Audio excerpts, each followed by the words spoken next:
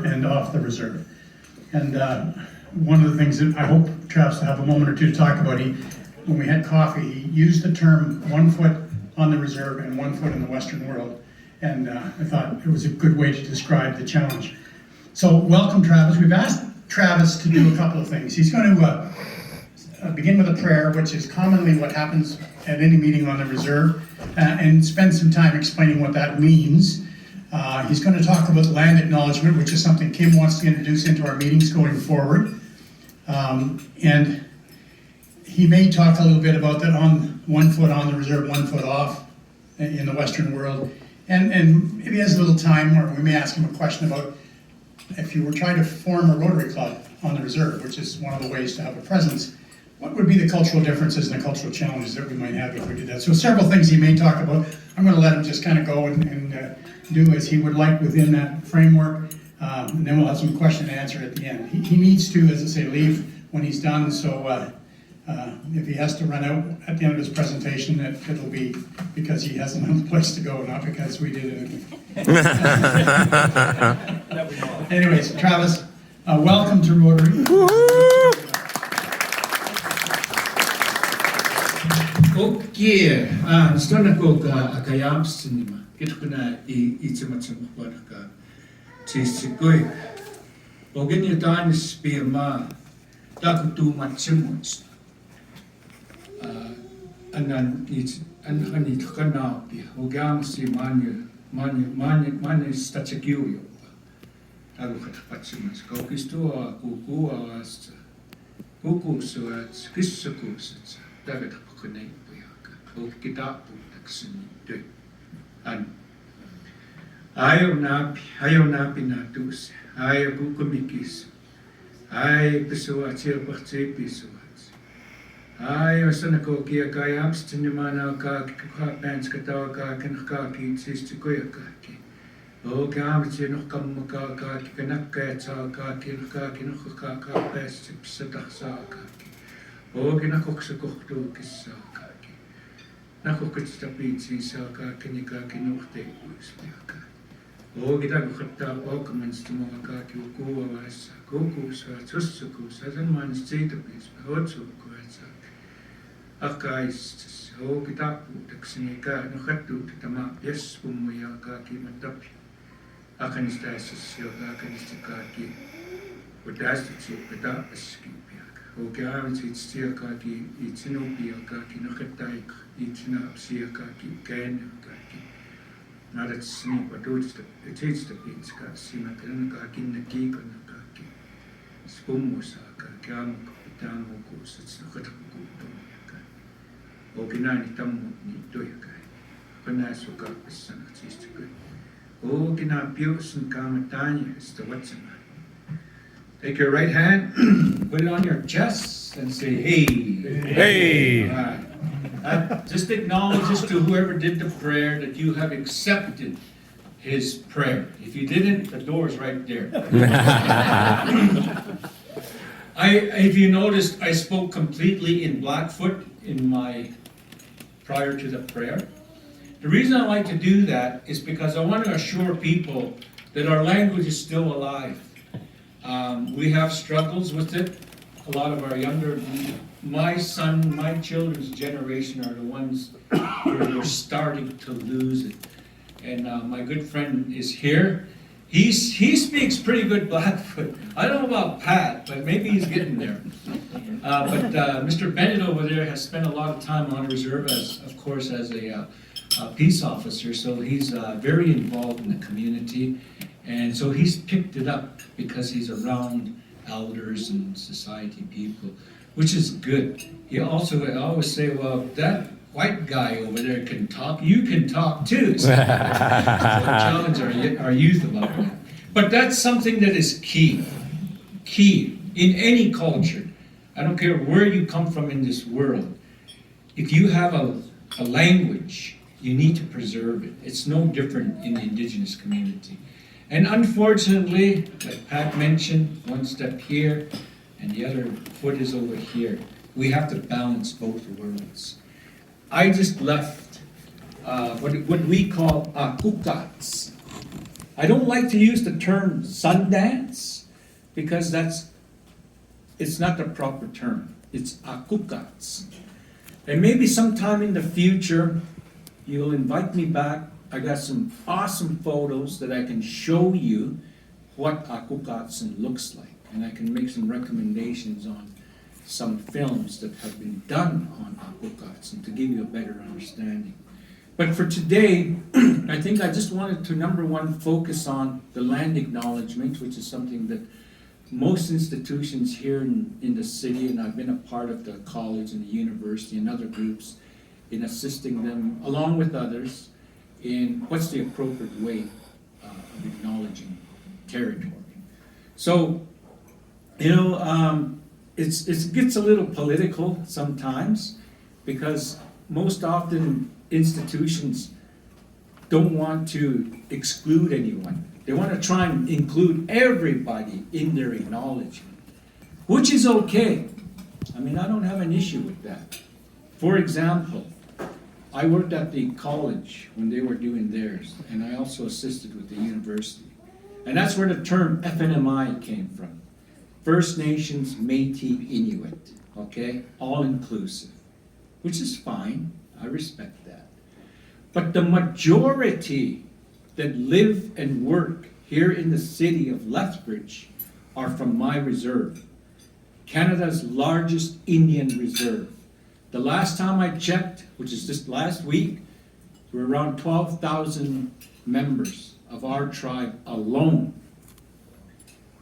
Excuse me. And they are the ones that are here in the city. The other two tribes, Patasipikani, are Brockett. There's about maybe 6,000, somewhere around there. I don't really know, but they're around that mark. Yeah? Thank you. And a lot of their people are here also in the city. The third tribe is Siksika, which is east of Calgary. They don't like Lethbridge. They got Calgary, so they don't come down here too often. They'll come down for celebrations and that. But for the most part, Calgary is their town. That's where they go. But here in Lethbridge, in this region, the southern Alberta region, it's the Blood tribe predominant. Okay? So if I had the power to make those decisions on behalf of these institutions, I would say, never mind the Métis, with all due respect, and never mind the Inuit. They have their own territories. This is number one Blackfoot Confederacy territory. Always has been, always will be. We're not going anywhere. You guys are going to leave before I leave, I guarantee you. So just say what it is. Never mind trying to not offend anybody, because by trying not to offend anybody, you're actually offending me. So that's my message. My father always told me, tell it like it is, don't BS around. So that's what I do. Thank you. You are leaders in this community, every one of you. You have power. You can make things happen. Like I said, it's no disrespect to other groups. We have a very large immigrant population here in the city, as we do throughout Canada, for that matter. But when I'm in Crow Country, when I'm in Saskatchewan, Manitoba, up north, Cree Country, I just came from Washington a couple weeks ago. That's Nez Perce territory. I don't go in there and say, oh, this is my territory. Oh, you're going to do things my way. No. I respect where I'm at. You guys had your little formal reading of your thing here. You sang, oh, Canada. That's you. I respect that. I'm not going to say that's wrong. That's what you do. I'm here as a guest, and I'm going to respect that. I'm going to share a meal. But that doesn't mean I'm going to go do that at home, because I have my own ways. So that's my opinion, but I guarantee you this much, and I think my good friend will back me up on this, and same with Pat. I work with a lot of the older people. We don't call them elders, we call them grandfathers, grandmothers. They are the ones that we go to for advice. So, every one of them has said exactly what I said. They'll say this, Anisis nitse, sikokotoki, annamo kanas tsakko, anitse tapasi. Translation, tell those folks in Lethbridge that this is blood territory, nothing else. Okay, so that's the message from not me, from them, okay? So enough of that. So when you go to write, as a community member, we have no objection to including the other groups. That's your business. But we don't have to like it.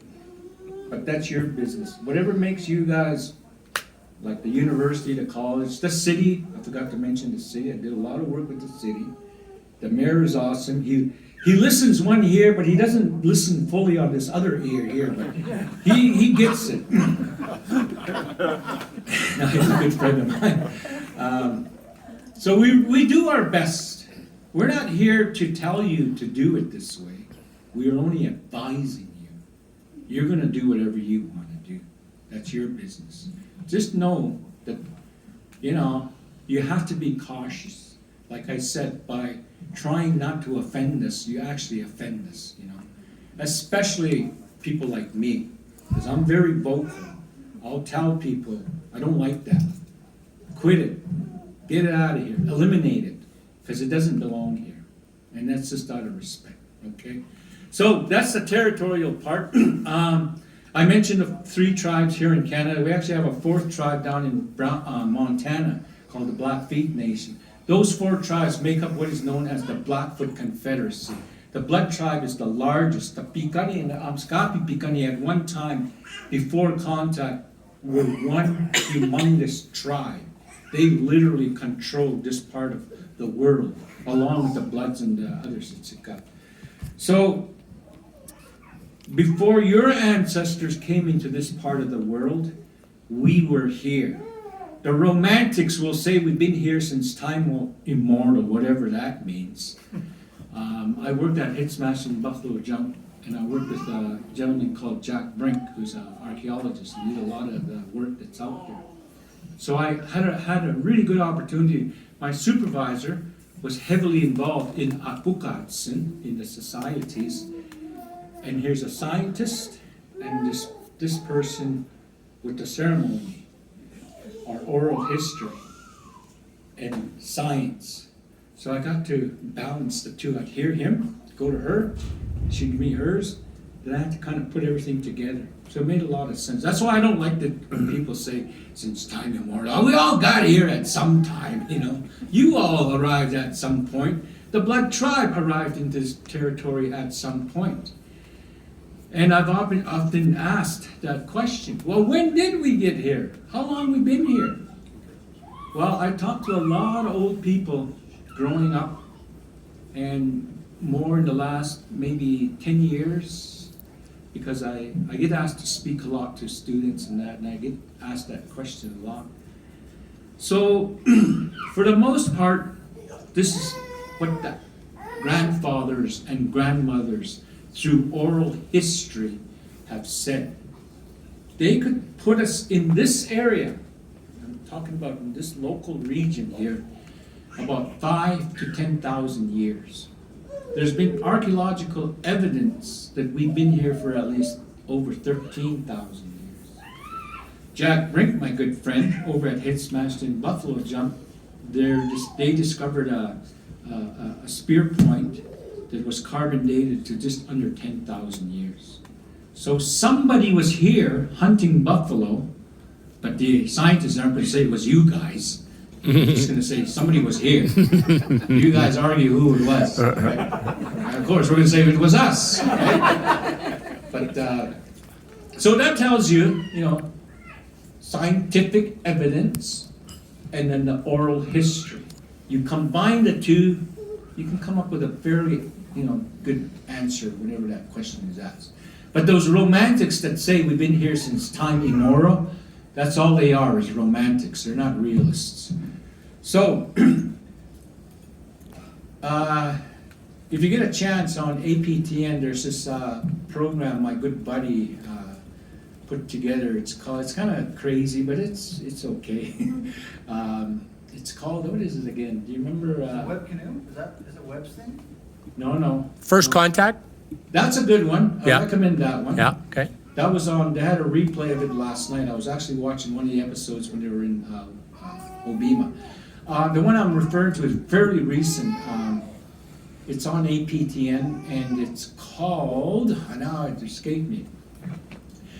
It kind of has a humorous twist to history, but the actual stories are real, based on the information that he has. And I've actually told a few of our grandfathers, I tell, have you watched it? And says, yeah, it's pretty interesting. It's kind of dead on, you know. This does it in a different way. So anyways, if I remember, I'll tell you what the name of the program is. So basically, that would be my recommendation when you're moving forward in developing your own territorial acknowledgement, whatever you want to call it. Just remember that however you wrote it, this has always been mainly the Black tribe. They used to camp right down the hill over here. There's a story, there's a lot of stories, there's millions of stories. But most of these people are gone now. But there was one fellow, his name was John. I mean, my father used to, of course, like a little bit of their beer on a hot day, and we'd be driving around out in the prairie. And there'd be a little dip, just wouldn't even notice it. And he'd point, stop here, Travis. He'd point, and he'd tell a story of an event that happened in that little ditch, you know, that going back hundreds, who knows? And there were awesome stories. It took us 2 days to get home because we had to every little nook and cranny along the prairie there. Of course, they ran out of beer, so we had to get back into town. That always got them going again. But that's what I mean. The oral history and the stories of every little, you know, coulee, river, creek, there's a story attached to it. Of course, you guys are all familiar, they call it the last great Indian battle, which just happened down the river here, you know. Fort Hoopup, that's not the actual location. The location of the actual battle was a little further down. And there are awesome stories of that event. And I've heard different versions of it, but it doesn't matter. It happened, and it happened over here. How you tell the story is depending on who gave you the story. But even today, I don't know how many years it's been, but quick story, a drum group was invited, one of our drum groups, Billy Wadsworth, they got invited to host drum at a powwow in Saskatchewan, which is Cree country. And the guy that invited them didn't know they were from the Blood Reserve. So we've always had this little bit of a feud with the Crees. So they said, you know, in our ways, when you're asked, you don't refuse. If you can do it, you do it. So that's why I'm here. I couldn't do it, but I'm here. So they went, they drummed, then the crowd found a welcome bullhorn drum group from the Blood tribe in southern Alberta, Canada. And all the people, well, not all of them, but some of them didn't like that. They kind of got it, eh? But this old fella came up to the mic in their language. He'd see me. He told the people, they're our guests. What happened between our tribes happened a long time ago. We need to gather together. They're here. They weren't afraid to come here. They're here. So treat them like guests and treat them good. So that's an example of something that happened hundreds of years ago, still has a ripple effect into today. It's still thought of, you know. And there are some people who still are resentful of it. Thankfully, most aren't, and we can gather together. So there was a lot of things we could talk about, and maybe at another time we can. We do have some time for some Yeah. questions though. Sure. Any questions? So why is it called the Blood Tribe? Oh, that's a good question. Our real name is Apetsitapi, which translates to weasel people. And the reason we don't give ourselves names, you know. Other tribes gave us names. So back in the good old, that's why I like showing pictures, I could show you. Our style of headdress is a straight up headdress. And on the side, all the way around, there are white weasel pelts all the way around. And on their war shirts, they're fringed all the way through here, everywhere. So other tribes see that and recognize that was kind of our thing, you know, our suit,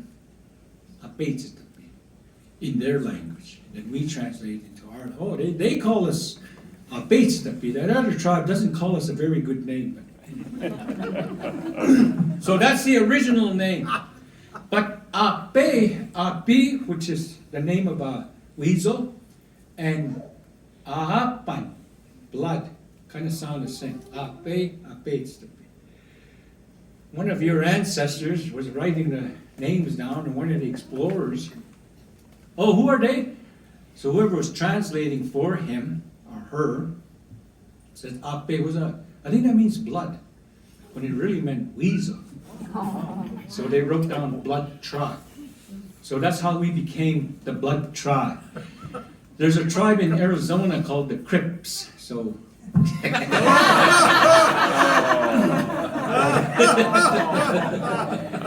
It's a true story.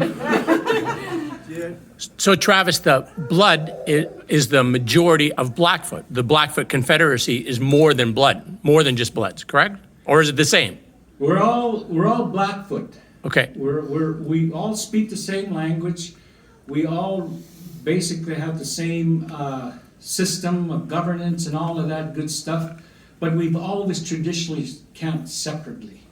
Yeah. Okay. So and like the reason they ended up on the other side of the American border is because that's their traditional camping area. You know, they moved all over, but that's kind of where, like winter camp, there's a certain place. This is our area here. You know? Right. And Bigani and Sitsaga. So when they signed treaties in 1877, the leaders of those groups at the time chose those areas for their reserves. That's why they ended up where they were. Okay. And so, do you have any historical knowledge of where the Blackfoot people came from originally? Actually, yeah. Really quick, I've asked that question and I've gotten different answers. Some I don't know, but the one that kind of I hear more than others is that we originally were from the Great Lakes area, the southern tip of the Great Lakes area. We were woodland, and we eventually moved this way. And at some point, 5,000-10,000 years ago, we got here. Oh, the condos were better here than over there. It was God's country. We had the mountains, we got beautiful water, we had everything that we needed here. The same reason why people from, say, Newfoundland come to Calgary back in the day. Oil boom, there was work. So we moved too, wherever the natural resources were, that's where we went to. It just so happened we got here and we just stayed here. Two more questions. Murray and then David. What is your nation doing with regards to preserving your language? Oh, a lot actually. Our current chief, McKeeniman, he's really doing a lot as far as preserving the language. It's a tough one because our language is so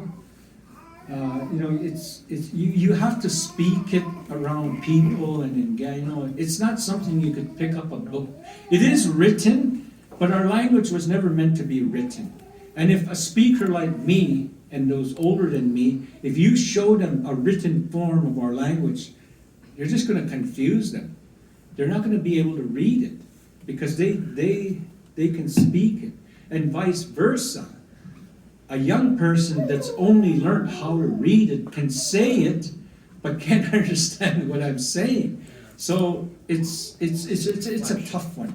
The only way it's going to be preserved is through ceremony and at home. You can't expect the schools. I mean, they're trying, they're doing their thing, but my personal opinion is they're kind of wasting their time because it ain't going to work. You're going to be teaching it here, they might learn something, then they go home to parents who don't speak, and even grandparents that don't speak. So it's got to be, my father had a really good idea. There's a portion, and Nabi knows this on our reserve, where they speak very fluent Blackfoot, even little guys, the little small guys. It's changing a little bit, but in the Laverne area, little Chicago area, we call on the reserve. My dad said, why don't we go down there, take about 5-10 families of fluent speakers, all age levels. We'll buy some land in Saskatchewan and we'll set them up over there. And they don't have to work, they don't have to do nothing. All they got to do is speak the language. We'll take care of everything else. And it sounded crazy at the time, but it actually could work. I mean, look at the Hutterite communities. When they have a baby, when there's a baby born, they take it to the nursery where the older ladies are, who no longer work. They're there, they take those babies over there and they only speak their language. The first language they learn is their language. Their second language is I suppose said Blackfoot, but not is English. So it's a tough one, and we're trying to figure out ways of doing that. As long as there are people that can speak it, you'll be able. That's why I always start with my language, because it's not dead yet, and we're going to work really hard to make sure it doesn't. David, last question. I was looking at a map of the size, the scope of your confederacy. It was Yeah. the Rocky Mountains to almost Manitoba border to Yeah. halfway to well below into Montana. Yeah. Any idea of population of those numbers at that point from any? Oh, good question. You It know, was a big landmass. I don't want to guess, but you don't need an army. You just need good soldiers. And our people, along with other tribes like the mighty Sioux Nation, the Iron Confederacy of Cree Nations in Saskatchewan and Manitoba, the Bloods and the Blackfoots have they had a reputation for being very fierce warriors, very territorial.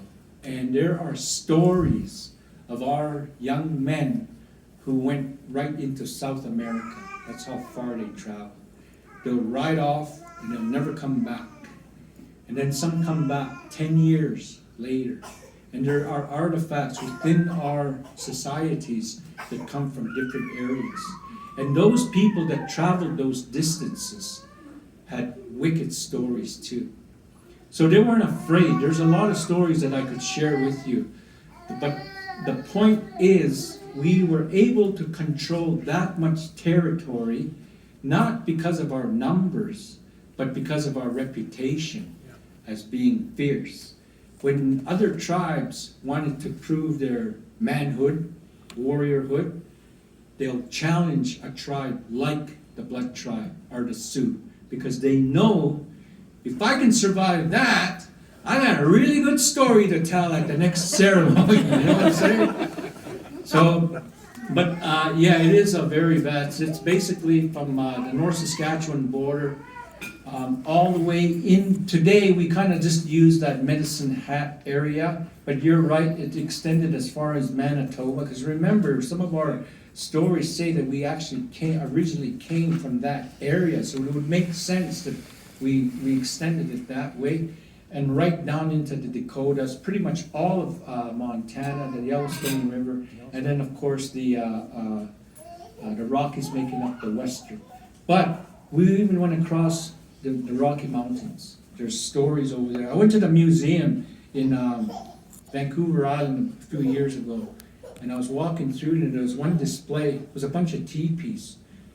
Those people were copying Blackfoot style. They kind of went away from their own traditional ways, and they adopted Plains Indian teepees, horses, and all that, even dress. So that's how far we extend. So, anyways, Travis, thank you for joining us. Yes. Woo-hoo! Thanks, Travis. Very much appreciated. oh, thank And you. very much, please come back again. Oh, yeah, we will. Stories are absolutely Thank you, wonderful. guys. Thank you.